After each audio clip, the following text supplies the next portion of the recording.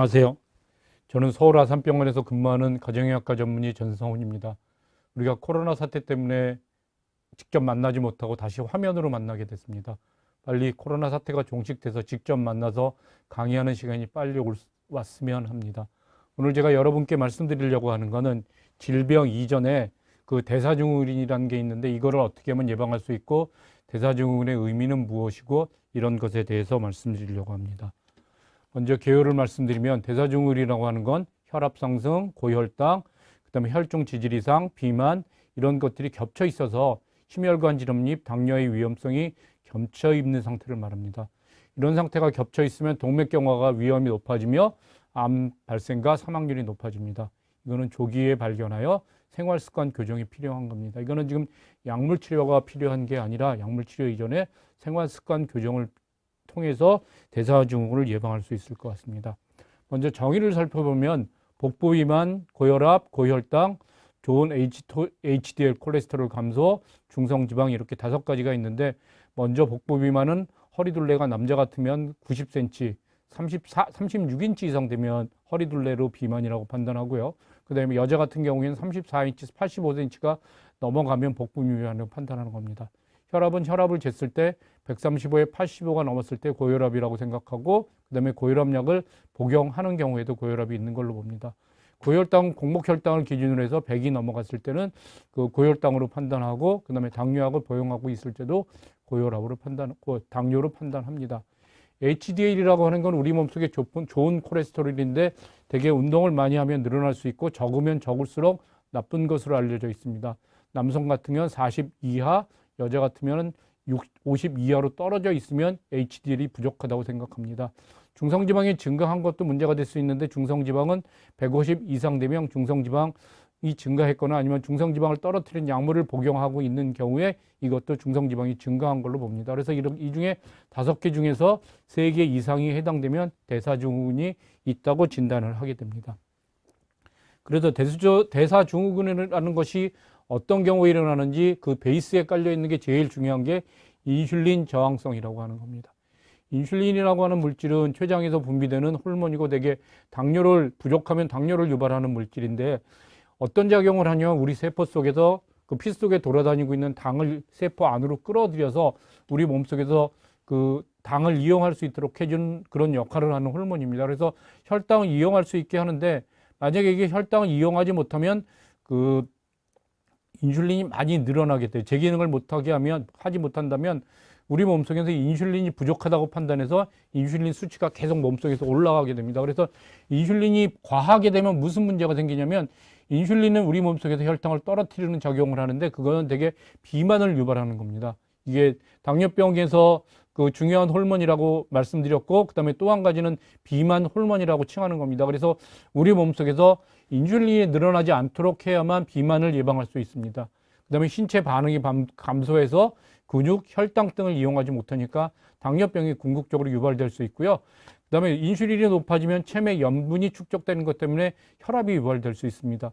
그다음에 지방 축적이 돼서 비만을 촉발할 수 있고 중성지방 농도를 높이는 겁니다. 그래서 말씀드렸던 여러 가지가 인슐린 저항성 때문에 오는 것을 말씀드릴 수 있겠고 그래서 대사증후군이 유발될 수 있습니다. 그다음에 비만이라고 하는 건 체중 증가가 주요 원인이며 위험 요인입니다. 그래서 정상 체중에서 대사증후군이 생기는데 되게 정상 체중에서도 배만 이렇게 나온 경우에는 중심성 비만, 내장 비만이라고 하는 건데 이런 경우에 내장 지방 지파에서 지방산이 과다 분비되고 인슐린 저항성이 유발돼서 그래서 대사증후군이 생깁니다. 그래서 비만이면 대사증후군이 증가하는 것을 관찰할 수 있습니다. 그래서 대사증후군이 어떤 사람들한테 많이 생기냐? 유전적인 요인 때문에 생기는 경우가 아주 드물지만 있지만 아까 보여드렸던 것처럼 비만에도 인슐린 저항성이 낮기도 합니다. 그래서 이런 요인들이 유전적 요인이 생기기도 하고요. 비만하지 않아도 인슐린 저항성이 있을 수도 있습니다. 스트레스나 교감신경 활성이 증가되는 걸 볼 수 있고요. 그래서 이런 거는 스트레스 호르몬을 분비가 되면 되게 혈당이 높아지는 쪽으로 작용이 되기 때문에 혈당을 떨어뜨리기 위해서 인슐린이 좀 늘어나거나 그럴 수 있거든요. 그래서 내장지포에서 지방 분해가 촉진되거나 유리지방산이 감소하면서 인슐린 저항성이 증가되는 걸 관찰할 수 있습니다. 그 다음에 운동이 부족해서 신체 활동이 부족되는 것도 위험 요인으로 말씀드릴 수 있겠습니다. 그래서 어떻게 하면 대사증후군을 극복할 수 있느냐? 아까 말씀드렸던 약물 치료를 하는 게 아니기 때문에 약물 치료가 아닌 딴 걸로 지금 치료를 해야 되겠는데요. 그게 첫 번째로 열량을 적게 먹고 지방을 적게 먹고 탄수화물을 적게 먹는 겁니다. 그래서 중요한 건 뭐냐면 이 세 가지 중에서 제일 중요한 거는 저열량 식사를 하는 게 제일 중요합니다. 저열량 식사라고 하는 건 식사량 자체를 줄이는 거기 때문에 식사 양을 적게 하는 게 중요하고, 쉽게 말하면 칼로리를 적게 먹는 게 제일 중요하고요. 그 다음에 두 번째로 할 수 있으면 저지방, 저탄수화물을 실천했으면 좋겠고요. 그래서 저지방에 중요한 건 포화지방산하고 트랜스지방의 섭취를 줄여야 되는데, 이게 우리 몸속에 나쁜 지방이기 때문에 이게 우리 몸속에서 쌓이게 되면 나쁜 지방을 만들어서 뭐 동맥경화를 유발한다거나 이런 일이 생길 수 있습니다. 불포화지방산은 늘렸으면 좋겠고, 전탄수화물은 이게 탄수화물이 왜 중요하게 되냐면, 탄수화물을 먹게 되면 특히 단수당 설탕을 직접 먹게 되면 그게 인슐린의 분비를 자극하게 됩니다. 그래서 인슐린이 분비가 늘어나게 되면 그게 비만으로 유발되기 때문에 저탄수화물이 가장 중요하겠습니다. 그래서 단순당은 피하고 통, 국물 등을 좋은 탄수화물을 섭취하도록 해야 되는데요. 근데 실제로는 혈당을 낮게 하면서 지방도 낮게 하고 탄수화물도 다 낮게 하는 거는 굉장히 어렵기는 해요. 그래서 우리가 지금 지방하고 탄수화물을 비교했을 때 흔히 말하는 게 고탄 저지라고 합니다. 그래서 고탄 저지라고 하는 게 지금 탄수화물을 많이 먹고 지방을 적게 먹게 되면 그게 체중을 늘리게 하는 거고요. 그 다음에 탄수화물을 먹고 저탄 고지라고 하는 게 지금 다이어트에 굉장히 유행인데요. 그게 혈량은 일단 열량은 일정해야 해요. 열량을 많이 먹으면 안 되고 열량을 일정하게 유지하면서 그 안에서 우리가 지방을 많이 먹을 거느냐 탄수화물을 많이 먹을 거냐를 정해야 한다면 지방을 많이 먹는 게 사실은 더 나아요. 왜냐하면 지방을 먹게 되면 지방을 많이 먹게 되면 죄송합니다. 열량이 제일 중요해서 열량을 적게 먹는 게 제일 중요하고요. 그 다음에 지방하고 탄수화물을 먹는데 그거 구성을 비교해서 말씀드린다면 어느 걸 더 적게 먹어야 되느냐? 탄수화물을 적게 먹는 게 중요합니다. 탄수화물을 적게 먹는 건 다시 한번 말씀드리지만 탄수화물을 많이 먹게 되면 인슐린 분비가 자극되고 인슐린이 많이 늘어나게 되면 우리 몸속에서 비만을 유발하게 됩니다.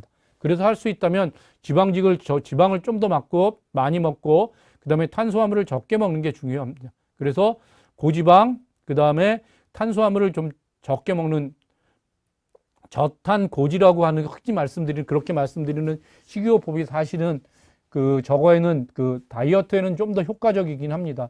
젊은 사람들 경우에는 극단적으로 탄수화물은 전혀 안 먹고 지방만 많이 먹게 되는 그런 식사요법을 하기도 하는데 그게 장기적으로 유지할 수 없는 측면이 있고, 그 다음에 결국엔 신장에 부담을 줄 수 있고 고지혈증을 나타내는 그런 위험성이 있겠습니다.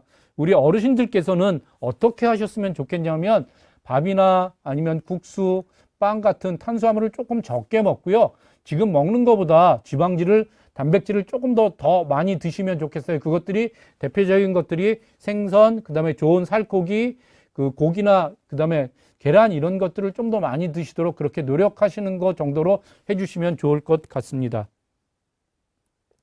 그 다음에 말씀드리고 싶은 건 건강한 식사라는 게 어떤 거냐면 다양한 식사를 해야 되고 적절한 양을 먹는 게 중요하고 균형 잡힌 식사를 해야 되는데, 다양한 식사라고 하는 건 여러 가지 물질이 다 들어있으면 좋겠어요. 단백질, 탄수화물, 지방, 비타민, 무기질, 칼슘 이런 것들이 다 들어있는 식품을 이런 모든 성분이 포함된 그런 식사를 했으면 좋겠고, 이런 것들이 한 번에 다 먹을 수는 없겠지만 하루를 통해서 저런 것들을 필요한 양을 다 먹을 수 있으면 좋겠고요.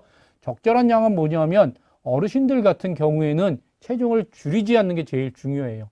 체중을 늘리지 않는 것보다는 줄이지 않는 게 더 중요합니다. 그래서 체중이 줄어드는 게 무슨 문제가 생기냐면 영양 부족이라는 문제가 생기기 때문에 어르신들 같은 경우에는 적절한 양을 유지해야 하는데 체중을 유지할 수 있을 정도의 그런 식사량을 유지할 수 있도록 노력해 주시면 좋겠어요. 그래서 건강한 식사라고 하는 건 단백질, 탄수화물 이 모든 것들이 적정한 양을 먹는 게 중요하고, 그 다음에 체중이 줄어들지 않도록 적정한 양을 드시도록 노력해 주면 좋겠어요. 그래서 어르신들한테는 실제로 생기는 영양의 문제가 제일 부족한 문제가 뭐냐면 칼슘이 제일 부족하고요. 그 다음에 비타민 D가 부족하고 그 다음에 단백질이 부족한 게 제일 문제세요. 그래서 그러면 이 단백질 부족, 칼슘 부족, 비타민 D가 부족한 거에 대해서는 칼슘이나 비타민 D는 할 수 있다면 뭐 정 안 되면 약으로 먹을 수 있겠지만 단백질을 우리가 많이 먹어야 되니까요. 단백질을 좀 더 많이 드시도록 그렇게 노력해 주시면 좋겠고요. 영양이 부족하지 않도록 잘 관리해 주시면 좋겠어요. 그래서 어르신들은 다양하고 부드러운 음식을 규칙적으로 드셨으면 좋겠고요. 그 다음에 활동적인 생활 습관, 적당한 체중을 유지했으면 좋겠어요. 체중이 늘어나는 것 또한 생기시면 안 되세요. 체중이 늘어나면 없었던 대사증후군이나 아니면 당뇨나 고혈압이나 이런 게 생길 수 있으니까 체중이 늘어나지 않도록 하시는 게 중요해요. 두 가지를 놓고 보면 체중은 늘어나지 않고 조금 줄일 수 있으면 줄였으면 좋겠지만 연령이 늘어나면 늘어날수록 되게 70이 조금 넘어가기 시작하시면 체중 줄이는 거 너무 욕심내지 마시고요. 체중 줄지 않도록만 유지해 주시면 좋을 것 같습니다. 그걸 위해서 우리가 단백질이 부족해지면 안 되는데 단백질이 부족하지 않기 위해서 콩류, 우유, 유제품을 좀 더 섭취를 늘리도록 해주시면 좋겠고요.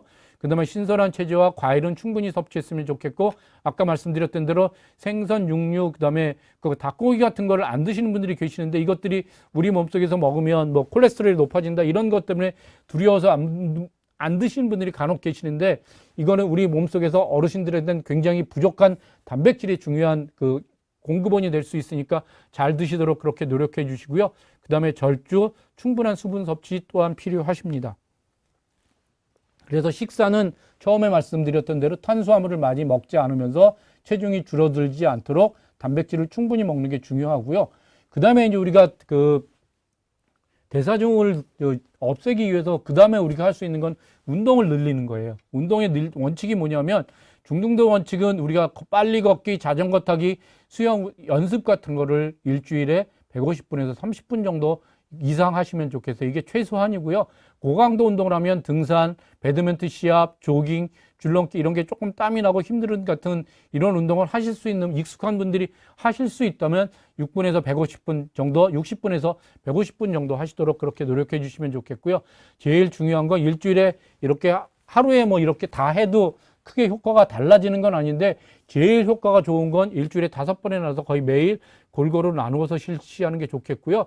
그 다음에 일요일에 최소한 10분 이상 운동을 할 수 있도록 노력해 주시면 좋겠어요. 제일 바람직한 건 하루에 30분 이상 일주일에 5번 운동하시는 게 좋겠고요. 신체 활동 증가도 도움이 되실 수 있습니다. 그래서 운동을 열심히 할 수 있도록 그렇게 노력해 주시면 좋겠고요. 그 다음에 마지막으로 말씀드릴 수 있는 거는 생활습관 개선인데 담배 끊는 거, 술 적게 먹는 게 중요합니다. 담배를 피우시게 되면 동맥경화나 혈전 생존을 촉진하고 심내혈관의 위험을 높이고요. 이게 인슐린 저항성과도 연관이 있습니다. 그래서 반드시 금연이 필요하고요. 그다음에 술을 많이 먹게 되면 심혈관의 위험 도능을 증가시키는 걸 알 수 있습니다. 그래서 절주가 필요하다고 말씀드릴 수 있습니다.